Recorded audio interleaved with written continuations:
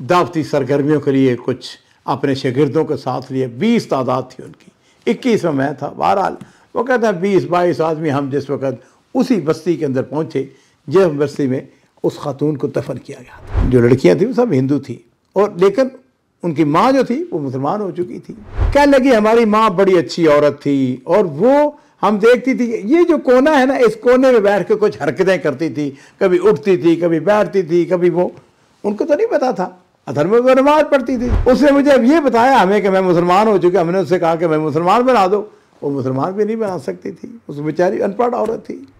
अस्सलामु अलैकुम वरहमतुल्लाहि वबरकातुहू। बिस्मिल्लाह वस्सलातु वस्सलामु अला रसूलिल्लाह।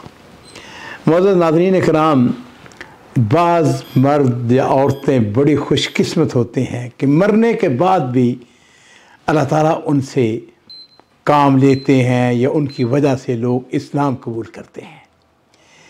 मेरे दफ्तर में मेहमान आते जाते रहते हैं। अभी चंद दिन पहले की बात है, हिंदुस्तान हैदराबाद के करीब एक शख्सियत डॉक्टर सईद अहमद, ये मदीना यूनिवर्सिटी से फ़ारग हैं, वो तशरीफ़ लाए।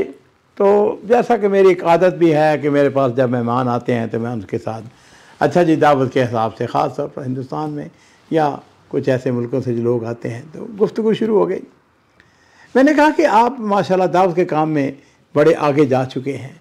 क्या लगे 3 औरतें ऐसी हैं जो मरने के बाद भी उनकी वजह से लोगों ने इस्लाम कबूल किया। मुझे बड़ा तजस्सुस हुआ। मैंने कहा कि बताएं। चुनांचे उन्होंने जो कहा कि एक औरत का वाक़या इस नशिस्त के अंदर हम बयान करते हैं। नाज़रीन इकराम, वो कहते हैं कि हम दावत का काम मुख्तलिफ अंदाज में कर रहे थे। अल्लाह का शुक्र है, अल्लाह ताला ने हमसे काम लिया और हमने कुछ हिंदुओं को मुसलमान कर लिया। उनके लिए हमने एक अलग बस्ती का बंदोबस्त किया। लो जी, होता यूँ था कि चूँकि वो मुसलमान तो हो चुके थे, लेकिन पहले हिंदू थे, उनके रिश्तेदार अजीज़ अकारब, वो शुरू में तो होता है गुस्सा, नाराज़गी होती है, लेकिन आहिस्ता आहिस्ता दूर हो जाती है। वो कहते हैं कि कुछ लोग उनसे मिलने के लिए आ करते थे, उनके रिश्तेदार दूसरी बस्तियों से।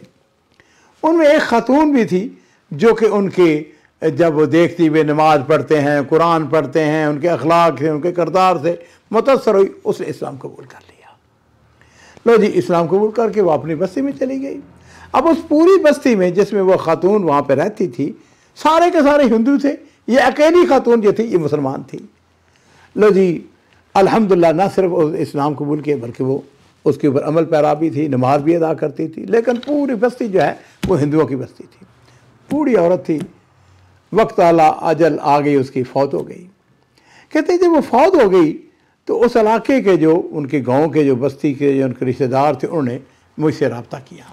उन्होंने कहा जी कि एक मुसलमान खातून थी, तो वो फौत हो गई है, तो चूँकि वो अब मुसलमान थी तो इसलिए हम चाहते हैं कि आप उसकी कफन दफन का बंदोबस्त करें, या अब आपकी ज़िम्मेदारी है।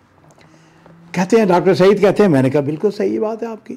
मैंने चंद ख़वातीन का बंदोबस्त किया जो कि उसको गुस्ल दे सके, और एक उनके साथ के दाई को भेजा। मैंने कहा कि जाओ जाके उसको यानी ख़ातून को जनाजा वगैरह पढ़ाओ, और ये कुछ मर्द चले गए, कुछ औरतें चले गई। एनीवे, वो बहरहाल पहुँच के वहाँ पर औरतें जो उन्होंने को गुस्ल दिया, कफन पहनाया। कफन पहनाने के बाद अब सवाल यह पैदा होता है कि इसको किस जगह दफन किया जाए, कब्रिस्तान तो कोई है नहीं। उन्होंने क्या किया कि वहाँ पे एक तालाब था, उस तालाब के किनारे उस खातून को दफन करके उसको मट्टी डाल दी, कब्र बन गई। लो जी, वापस आ गए। कहते हैं एक दिन ऐसा हुआ कि मैंने दावती सरगर्मियों के लिए कुछ अपने शागिर्दों के साथ लिए 20 तादाद थी उनकी, 21 में मैं था। बहरहाल वो कहता है 20-22 आदमी हम जिस वक़्त उसी बस्ती के अंदर पहुँचे जिस बस्ती में उस खातून को दफन किया गया था। ये जो मेरे साथ लड़के थे उनमें से एक लड़का वो भी उसके कफन दफन में शरीक था। उसने कहा यारो बात यह है कि हमारी यहाँ पे एक बहन दफन है, चलो उसका जाके उसके लिए दुआ करते हैं, उसकी कब्र पे जाते हैं, उसकी कब्र को देखते हैं किस हालत में है। लो जी, वो लोग जो हैं वो 20 नौजवान जो हैं वो वहाँ पे पहुँच गए। अब इस दौरान में वो जो बस्ती वाले थे ना, ख़ास तौर पर वो जो खातून थी उसकी बेटियां थी, 5-6 बेटियां थी उसकी, वो सब वहीं रहती थीं। उन्होंने देखा कि ये हमारी माँ की कब्र पे क्या कर रहे हैं।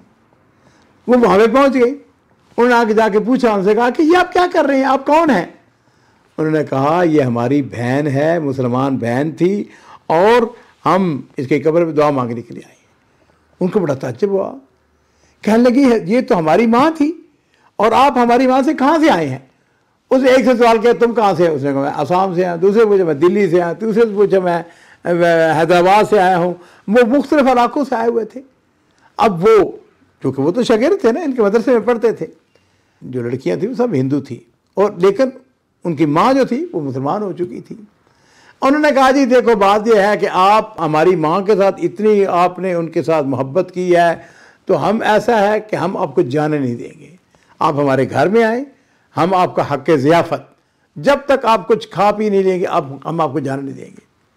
کہتے ہیں ہم نے کہا چلو چلتے ہیں، ہم ان کے گھر آ گئے۔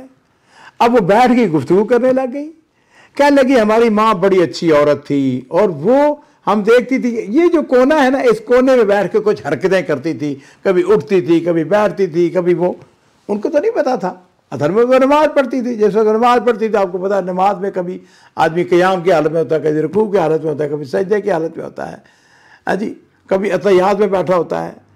وہ کہنے لگی کہ وہ ہمیں اچھی بڑی لگتی تھی، تو ایک دن ہم نے اس سے کہا کہ ہمیں بھی یہ سکھا دو۔ اب اس کو سکھانا نہیں آتا تھا، اس نے مجھے اب یہ بتایا ہمیں کہ میں مسلمان ہو چکا، ہم نے اس سے کہا کہ میں مسلمان بنا دو، وہ مسلمان بھی نہیں بنا سکتی تھی، اس بیچاری ان پڑھ عورت تھی۔ کہتے ہیں کہ ہم نے ان کو تبلیغ کی، ہم نے ان کو بتایا، کہنے لگے کہ یہ بتاؤ کہ جس طرح ہماری ماں یہ حرکتیں کرتی تھی اور ہمیں اچھی لگتی تھی، تو اس کو کرنے کے لیے کیا چاہیے؟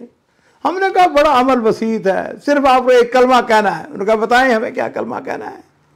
وہ کہتے ہیں لو جی، ہم نے اسی مجلس کے اندر وہ 5 یا 6 بہنیں تھیں، ان کو کلمہ پڑھایا، وہ مسلمان ہو گئیں، اور پھر انہوں نے کہا کہ ہم اسی طرح وہ جو طریقہ تھا نماز کا وہ آپ ہمیں سکھائیں گے، اور تاکہ ہم بھی اسی طریقے سے نماز پڑھیں۔ الحمدللہ وہ کہتے ہیں جی کہ ہم نے وہاں پر کسی کو شخص کو مکلف کر دیا، اس نے ان کو اسلام کے مبادیات اور اسلام کا طریقہ، نماز کا طریقہ، نماز ان کو سکھائی، اور پھر وہاں سے آئے۔